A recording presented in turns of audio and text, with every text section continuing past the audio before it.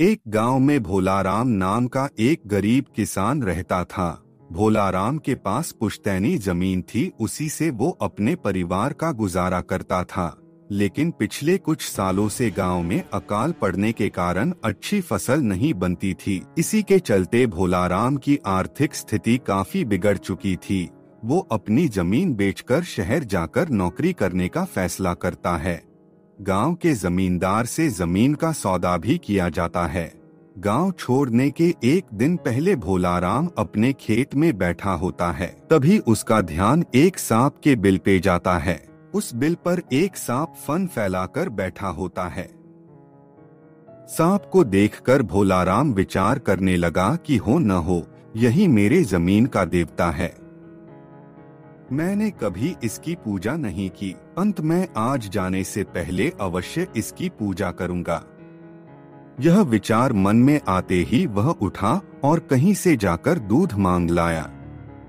भोलाराम ने दूध एक कटोरी में सांप के सामने रखा और दुखी मन से अपने घर लौट गया। दूसरे दिन सुबह शहर के लिए निकलने की तैयारी हो गई और भोलाराम एक आखिरी बार अपने खेत के दर्शन करने गया तो उसने देखा जिस कटोरी में उसने दूध रखा था उस कटोरी में 2 सोने के सिक्के चमक रहे थे।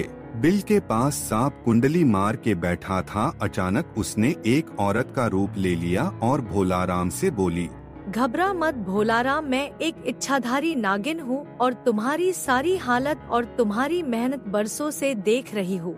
मैं तुम्हें गांव से जाने नहीं दूंगी। ये सोने के सिक्के ले जाना और तुम ये जमीन मत बेचना। उसकी बातें सुनकर भोलाराम नागिन को हाथ जोड़कर धन्यवाद बोलता है और सिक्के लेकर घर चला जाता है। दूसरे ही दिन उसने जमीन का सौदा कैंसिल कर दिया। वो हर रोज उस सांप की पूजा करता और उसे कटोरी में दूध रखता था और अगले दिन 2 सोने के सिक्के लेके घर जाता था। उसकी आर्थिक स्थिति अब सुधर चुकी थी। वो और उसका परिवार बड़ी खुशी से रहते थे। 6 महीने बाद भोलाराम अपनी पत्नी के साथ काशी जाने के लिए निकला तो उसने उसके बेटे को सांप की पूजा और उसको दूध रखने का काम सौंप दिया। उसके बेटे ने भी 3 दिन तक सांप की पूजा की और सोने के सिक्के घर लेकर आता था। चौथे दिन उसके मन में लालच आया और उसने सोचा अगर मैं ये सांप का बिल खोद दूं तो मुझे नीचे एक साथ सोने के सिक्के मिलेंगे और मुझे रोज 2 सिक्कों के लिए रुकना नहीं पड़ेगा। अगली सुबह वो सांप की पूजा करता है और चुपके से सांप के ऊपर लकड़ी से हमला करता है।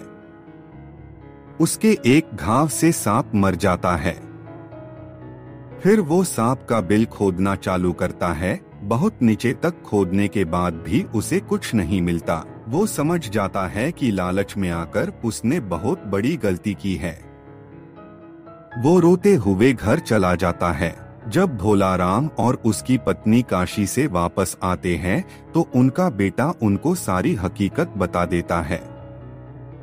तो भोलाराम को अपने बेटे पे बहुत गुस्सा आता है, लेकिन वो समझ जाता है कि अब कुछ नहीं हो सकता। बेटे की लालच की वजह से वो सब कुछ खो बैठा था। तो आज की कहानी से हमें ये सीख मिलती है कि लालच बुरी बला है। लालची इंसान का कभी भला नहीं होता। तो दोस्तों, आपको आज की कहानी कैसी लगी कमेंट करके बताना और इस वीडियो को लाइक जरूर करना। ऐसी और भी मनोरंजक कहानियाँ देखने के लिए हमारे चैनल देसी टून स्टोरीज को सब्सक्राइब जरूर करें। धन्यवाद।